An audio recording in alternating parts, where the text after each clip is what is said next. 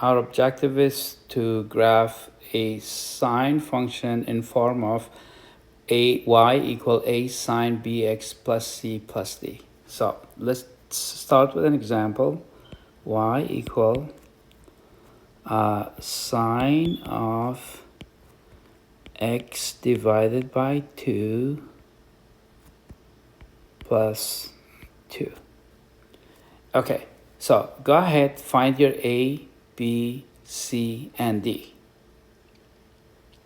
Okay, so you could tell that a is equal to 1, which is the coefficient of sine, and then b is the coefficient of x, so that happens to be 1/2, and our c is really right here. That's the c, which is equal to 0, and finally our d happens to be 2. Okay, once we do that, then we go and let me just tell you briefly what A, B, C, D, even though we did last 2 weeks, and it's telling us. The A is really telling us something about the amplitude, and B is telling us about the period, C is telling us about the movement to the right or left, horizontal movement, and D is telling us about how many units we are shifting the graph up or down, vertical movement. So you could see that here there's no horizontal movement, but here we have 2 units up. But we will get into those discussions in detail in a couple of minutes. Let's start with our amplitude. So our amplitude, that's the first thing we're going to do is amplitude. Go ahead, amplitude, and try it. Amplitude is really absolute value of A, which happens to be our A is 1, and we're just going to write down absolute value of 1, which is equal to 1. The second step is to find our period. So the period for our function is 2 pi divided by b, which in this case is going to be 2 pi over 1 divided by b, which happens to be 1/2. Remember, we write the reciprocal of the second function, so we're going to get 4 pi. And we are done. Second fraction. Then the next step is to find our x scales. Okay, so let's find the x scales. Now, why do we need the x scales? So I think you're right. That's because we want to label our x-axis. That's very important. Okay, to do that, we're going to take the period and we are dividing it by 4.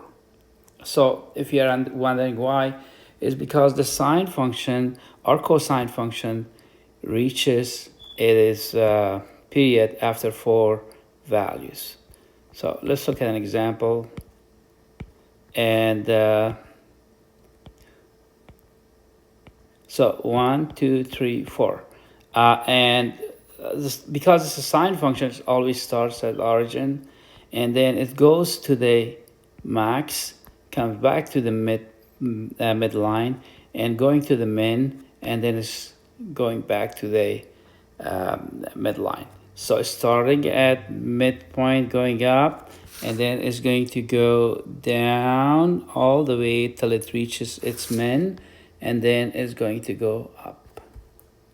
Okay, so it's really 0, max,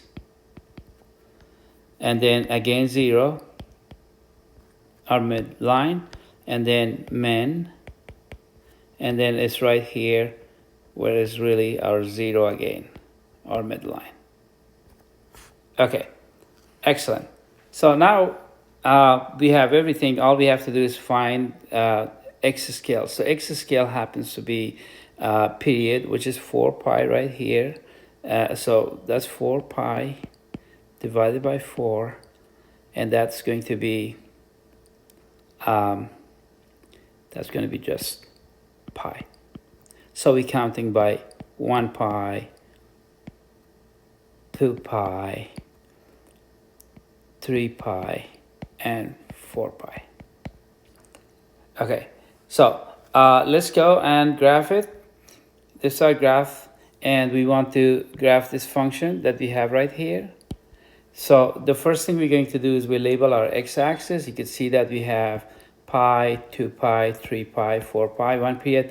But if you want to find 2 period, then you have to just change the values to negative 1 pi, negative 2 pi, negative 3 pi, negative 4 pi. All the time label your x and y axis. So this is going to be 1, that's going to be 2, that's going to be 3, and maybe this is going to be 4. Same thing here going down. So remember that our d right here is 2. Okay, so you could immediately know that this graph is shifted 2 units up.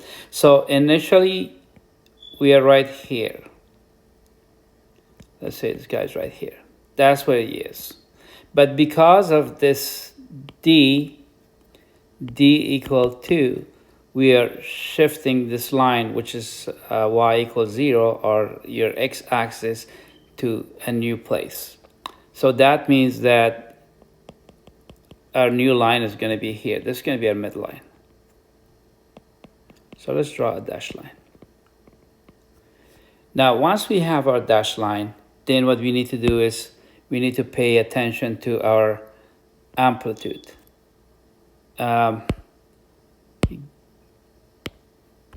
So the amplitude happens to be 1. Now, from here, remember that this guy moved right here. You're right here. You have to move 1 unit up, which will take us right here.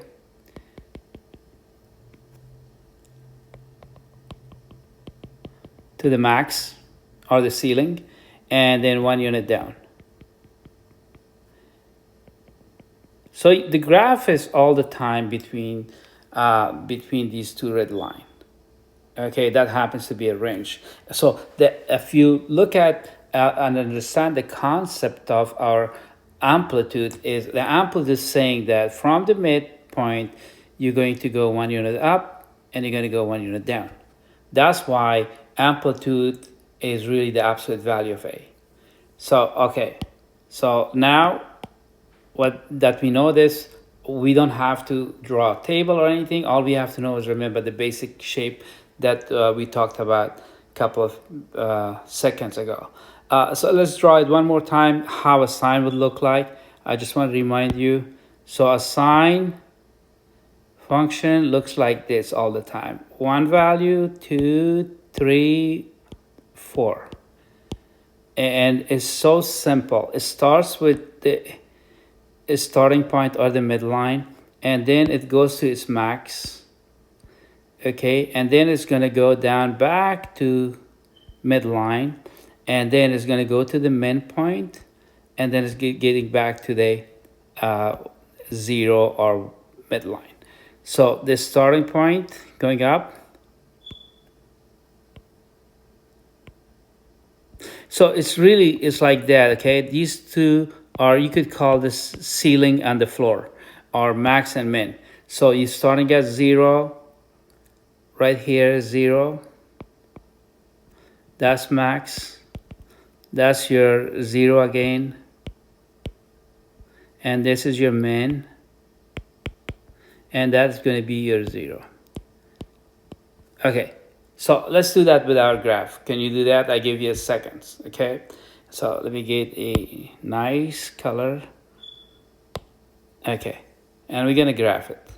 So you're starting with, just like right here, we're starting it right here. That's our starting point, okay? Remember that. All the time we shift the 2 units up. As long as you remember that, then just follow this graph going up. So that's our going up. That's the max. You cannot go cross that line, so you have no choice but to go down to the next value. So when you see the pi, you see that then that's the next value. You have to go down, and then at 3 pi you keep on going down till you hit the floor. So it's like a ball that you're throwing up. Okay, from this point, and then you're going to go, you hit the ceiling, you're going to come to the midpoint, and you're going to hit the floor, and then you have no choice but to bounce back. Okay, now what we're gonna do is we're gonna graph nice curve. Do not draw any straight line. Okay, very beautiful. Okay, that's one period. Okay, from here to here, that's one period, which is really 4 pi. And now if I want to do the left side, I could do the same thing, okay? So remember that this is really to the next value, is keep on coming down till it hits the floor. And then right here is bouncing back because you cannot go lower than that. Remember, you cannot cross. So we are following this shape right here. And then we have here that 2 pi is going to go to the midpoint, and then it's going to keep on going up because we have room right here, and then we are bouncing back right here, and do exactly the same thing. Okay, and we get it right here. Very beautiful graph. So let's recap. All the time label your x and y axis. Once you do that, draw your midpoint, midline. Okay, by the way, your midline is y equal 2. Because of the function right here, you have a 2 here, plus a 2. If this was 3, just move up 3. If it's down, you're gonna. But all the time, this is a great tool, and you could apply it to any sine function, and they all look like this, all of them. So all you have to do is pay attention to the x scales and the period and amplitude. I bet you're going to ace the next test or the quiz that you have. Thank you for watching. Make sure that you subscribe, and make sure that you see the next video on the cosine hopefully soon. Thank you so much. Have a great day.